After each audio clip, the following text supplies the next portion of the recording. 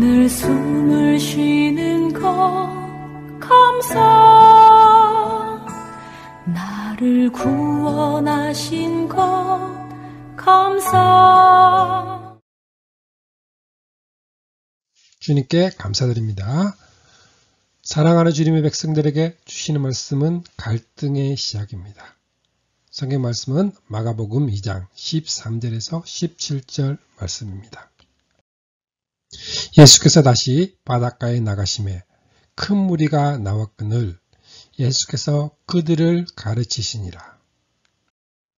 또 지나가시다가 알페오의 아들 레위가 세간에 앉아 있는 것을 보시고 그에게 이르시되 나를 따르라 하시니 일어나 따르니라. 그의 집에 앉아 잡수실 때에 많은 세리와 죄인들이 예수와 그의 제자들과 함께 앉았으니 이는 그러한 사람들이 많이 있어서 예수를 따름이러라. 바리새인의 서기관들이 예수께서 죄인 및 세리들과 함께 잡수시는 것을 보고 그의 제자들에게 이르되 어찌하여 세리 및 죄인들과 함께 먹는가? 예수께서 들으시고 그들에게 이르시되 건강한 자에게는 의사가 쓸데없고 병든 자에게라야 쓸데있느니라. 나는 의인을 부르러 온 것이 아니요 죄인을 부르러 왔노라 하시니라. 마가복음 2장 13절에서 17절 말씀입니다. 2장에는 처음으로 서기관과 바리새인이 등장합니다. 그리하여 주님과 4번의 갈등을 일으킵니다. 인자가 많은 고난을 받고 장로들과 대제사장들과 서기관들에게 버림받아 죽임을 당하고 한 말씀입니다. 예수 그리스도를 죽음에 넘겨주게 될 서기관들과 바리새인이 마가복음에 처음으로 등장하여 충돌을 합니다. 의문의 관점으로 보는 저들의 입장에서 보면 그들의 말이 옳을 수도 있습니다. 그러나 대속제물로 오신 주님의 관점에서 보면 주님은 죄인을 부르러 왔다고 하십니다. 주님은 의인을 부르러 온 것이 아니요 하신 말씀은 의인이 있다는 뜻이 아닙니다. 자신이 죄인임을 모르는 자를 가리키는 말씀입니다. 그래서 죄인을 부르러 왔다고 하십니다. 질문을 하나 드려보겠습니다. 하나님은 복음을 먼저 주셨을까요? 율법을 먼저 주셨을까요? 많은 분들이 구약시대는 율법을 주셨는데 율법으로 하려다가 되지 않으니 복음을 주신 것처럼 생각하고 있습니다. 답은 아닙니다. 인류의 시조가 실패한 현장에서 원복음을 주셨고 아브라함에게 세워주신 언약도 복음입니다. 갈라디아서 3장 8절에 또 하나님이 이방을 믿음으로 말미암아 의로 정하실 것을 성경이 미리 알고 먼저 아브라함에게 복음을 전하되 모든 이방인이 너로 말미암아 복을 받으리라 하였느니라. 그러면 율법은 왜 주셨을까요? 이는 윤리적인 차원에서 보면 죄의 확산을 억제하기 위해서입니다. 신학적으로 보면 자신이 죄인임을 깨닫고 그리스도께서 오실 때까지 우리에게 개인 교사 역할로 주신 것입니다.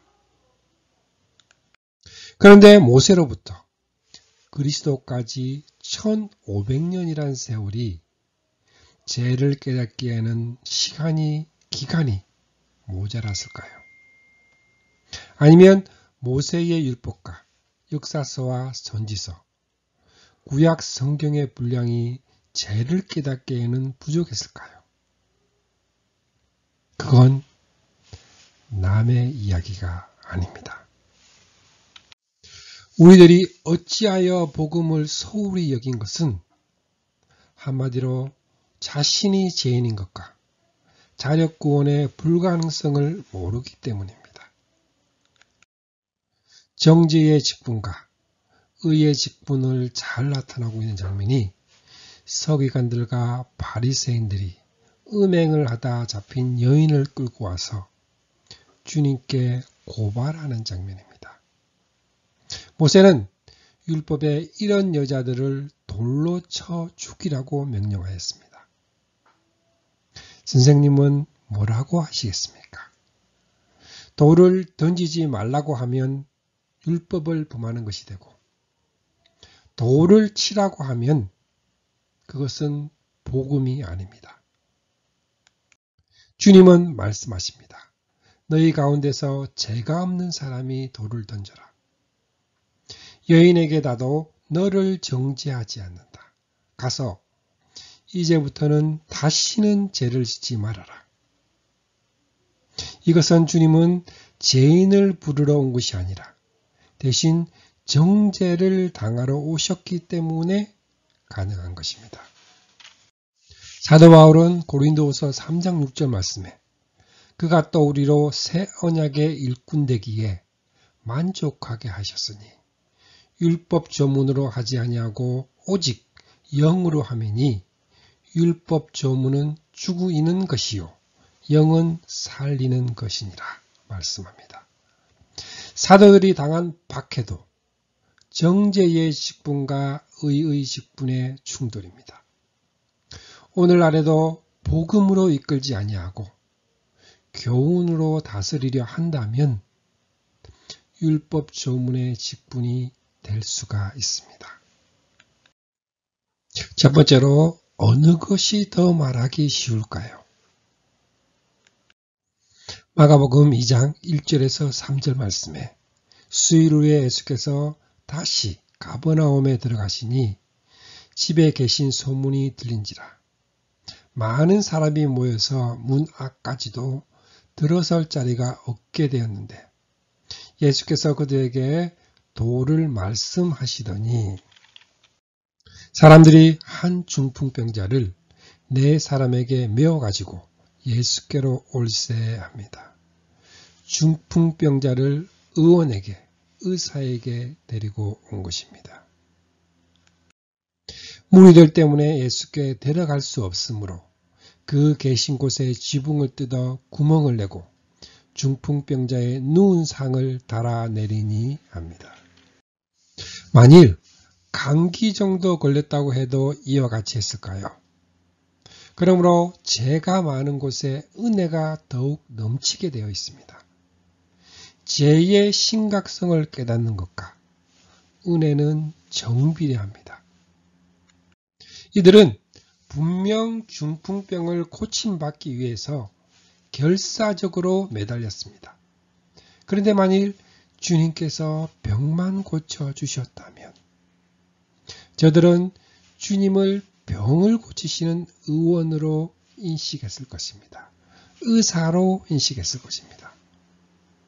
또한 오늘의 말씀에서 저들의 믿음만을 강조한다면 너희는 나를 누구라 하느냐 하는 것을 옆으로 슬쩍 밀어놓는 것이 됩니다. 죄인을 부르러 오신 그리스도를 모르게 만드는 것이 됩니다. 2장 5절 말씀에 예수께서 그들의 믿음을 보시고 중풍병자에게 이르시되 작은 자야 내 죄 사함을 받았느니라 하시니 그들의 믿음을 보셨습니다.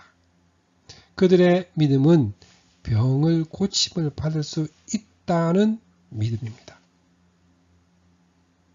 그들에게 중풍병자보다 더 치명적인 병이 죄임을 깨닫게 하기 위해서 내 죄가 용서받았다 하고 말씀하신 것입니다. 6절 말씀에 어떤 서기관들이 거기 앉아서 마음에 생각하기를 합니다. 마가복음에서는 주님을 대적하는 서기관과 바리새인들이 2장에서부터 등장을 합니다. 그들이 등장하지 않는 1장에는 갈등은 없고 기대와 흥분과 열광으로 신바람이 나는 장입니다. 우리는 그리스도께서 40일 동안 광야에서 사탄에게 시험을 받으셨습니다. 그리고 제자를 삼으신 일을 기억할 필요가 있습니다. 왜냐하면 서기관과 바리새인들은 사탄의 하수인으로 지금 등장하고 있습니다. 그러니까 사탄도 바리새인들과 서기관들을 제자로 삼아 대적을 하고 있습니다. 이전부터 지금까지 저들은 사탄의 하수인이 되어 그리스도를 십자가에 못을 박아 죽이게 될 장본인들입니다. 7절 말씀에 이 사람이 어찌 이렇게 말하는가? 신성 모독이로다. 오직 하나님 한 분 외에는 누가 능히 죄를 사하겠느냐. 그들이 속으로 이렇게 생각하는 줄을 예수께서 곧 중심에 아시고 이르시되 어찌하여 이것을 마음에 생각하느냐. 중풍병자에게 내 죄 사함을 받았느니라 하는 말과 일어나 내 상을 가지고 걸어가라 하는 말 중에서 어느 것이 쉽겠느냐 말씀하십니다. 주님은 서기관들에게 왜 이렇게 물으셨을까요? 저들의 생각에 중풍병을 고칠 수 없으니까 내 죄가 용서를 받았다고 말하는 것으로 생각을 합니다. 하나님의 자녀된 우리는 어느 것이 더 쉬울까요? 사람들은 죄 용서보다도 중풍병을 고치는 것이 더 어렵다고 생각을 합니다. 구원 계획에 있어서 죄 용서가 가장 큰 문제입니다. 만일 중풍병을 고치기 위해서라면 하나님의 아들이 십자가에 못 박히셔야 할 이유가 전혀 없습니다. 그런데 사람은 중풍병을 고치는 것이 더 큰 일이고 어려운 일로 생각을 합니다. 먼저 우리는 알고 있어야 합니다. 서기관과 바리새인들은 이 사람이 어찌 이런 말을 말하느냐 합니다.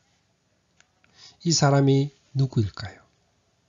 만일 보통 사람인 죄인이 이렇게 말을 했다면 하나님을 모독하는구나. 하나님 한 분밖에 누가 능히 죄를 용서할 수 있는가 하는 말은 옳은 말입니다. 마가복음 2장 10절에서 12절 말씀에 주님은 그러나 인자가 땅에서 죄를 사하는 권세가 있는 줄을 너희로 알게 하려 하노라 하시고 중풍병자에게 말씀하시되 내가 내게 이르노니 일어나 내 상을 가지고 집으로 가라 하시니 그가 일어나 곧 상을 가지고 모든 사람 앞에서 나아가거늘 말씀합니다. 이 사람이 죄를 용서할 수 있는 하나님의 아들 그리스도이심이 입증이 되었습니다. 12절 하반절 말씀에 그들이 다 놀라 하나님께 영광을 돌리며 이르되 우리가 이런 일을 도무지 보지 못하였다 하더라. 세상에 보지 못한 일이 벌어지고 있다면 하나님의 아들 예수 그리스도 복음의 시작이 분명합니다. 왜냐하면 성경 말씀 이사야서 35장 5절에서 6절 말씀에 그때에 맹인의 눈이 밝을 것이며 못 듣는 사람의 귀가 열릴 것이며 그때에 저는 자는 사슴같이 뛸 것이며 말 못하는 자의 혀는 노래하리니 이는 강야에서 물이 쏟겠고 사막에서 시내가 흐를 것임이라 하고 예언하고 있기 때문입니다. 이를 보고 성경학자인 서기관들도 깨달았어야 합니다. 그러나 마가복음 3장 6절에 바리새인들이 나가서 곧 헤롯 왕과 함께 어떻게 하여 예수를 죽일까 의논하니라 하고 죽일 음모를 꾸미는 것을 보게 됩니다. 찬양, 나와 같은 죄인들의 친구 들으시겠습니다.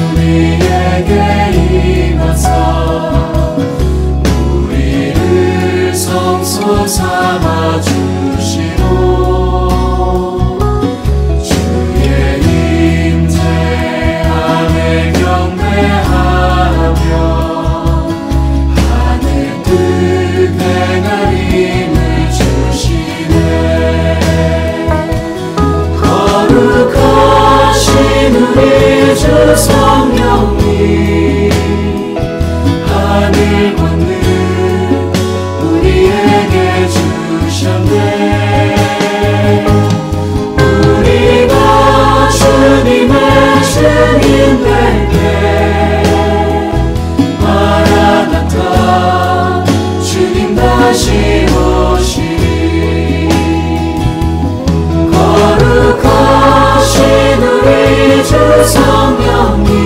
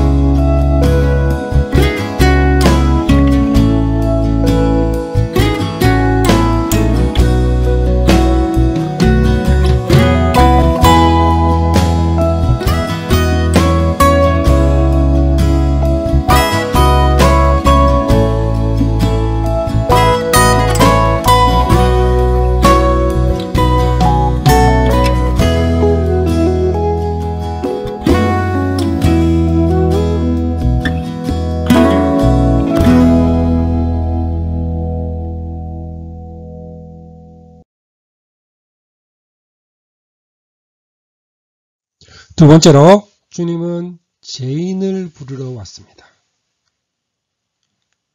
마가복음 2장 13절에서 14절 말씀에 예수께서 다시 바닷가에 나가심에 큰 무리가 나왔거늘 예수께서 그들을 가르치시니라. 또 지나가시다가 알페오의 아들 레위가 세간에 앉아 있는 것을 보시고 그에게 이르시되 나를 따르라 하시니 일어나 따르니라. 알페오의 아들 레위는 마태복음을 기록한 세리 마태입니다. 주님은 그를 5번째 제자로 부르신 것입니다.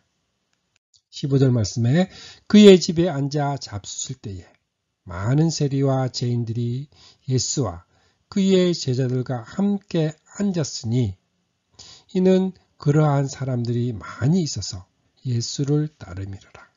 지금 큰 잔치가 벌어지고 있습니다. 바리새인의 서기관들이 예수께서 죄인과 세리들과 함께 잡수시는 것을 보고 그 제자들에게 이르되 어찌하여 세리 및 죄인들과 함께 먹는가? 예수께서 들으시고 그들에게 이르시되 건강한 자에게는 의사가 쓸데없고 병든 자에게야 쓸데있느니라. 나는 의인을 부르러 온 것이 아니요 죄인을 부르러 왔노라 하시니라 말씀하십니다. 주님은 선량한 사람이나 의인을 부르러 온 것이 아닙니다. 죄인을 부르러 왔다는 그는 누구일까요? 성경은 말씀합니다. 로마서 5장 7절에서 8절 말씀에 의인을 위하여 죽는 자가 쉽지 않고 선인을 위하여 용감히 죽는 자가 혹 있거니와 우리가 아직 죄인 되었을 때에 그리스도께서 우리를 위하여 죽으심으로 하나님께서 우리에 대한 자기의 사랑을 확증하셨느니라. 주님은 친히 인자가 온 것은 하고 자신이 이 땅에 오신 목적을 분명히 이야기하십니다. 인자는 잃은 것을 찾아 구원하러 왔다. 나는 의인을 부르러 온 것이 아니요 죄인을 부르러 왔다. 인자는 섬김을 받으러 온 것이 아니라 섬기러 왔다. 많은 사람을 구원하기 위하여 치를 몸값으로 자기 목숨을 내주러 왔다. 이 말씀들을 통해 주님이 오신 목적이 분명히 나타납니다. 잃어버린 자는 죄값에 팔린 자입니다. 그 죄인을 구원하기 위해서는 그들의 대속물, 몸값이 되어야만 했습니다. 오늘의 말씀을 통해 등장하는 갈등은 죽음에 이르게 하는 직분과 영의 직분의 충돌임을 명심하시기 바랍니다. 사도행전과 서신서들을 보면 이런 갈등은 제자들을 통해서 이어졌습니다. 이 선한 싸움은 지금도 계속되고 있습니다. 우리는 이 선한 싸움을 통해 우리의 삶 속에서 주님의 사랑을 느끼며 기쁨으로 선한 싸움에 승리하시는 주님의 자녀들이 되시기를 축복합니다. 아멘. 축복합니다. 지금은 우리를 구원해 주신 주 예수 그리스도의 은혜와 하나님 아버지의 거룩하신 사랑과 날마다 우리를 승리하게 하시는 성령님의 역사가 오늘 함께한 주님의 백성들에게 영원토록 함께 있기를 주님의 이름으로 축복합니다. 아멘. 주님의 사랑을 느끼며 사는 주감사교회 성도, 주님과 기쁨의 삶을 사는 주님의 자녀들이 되시기를 바랍니다.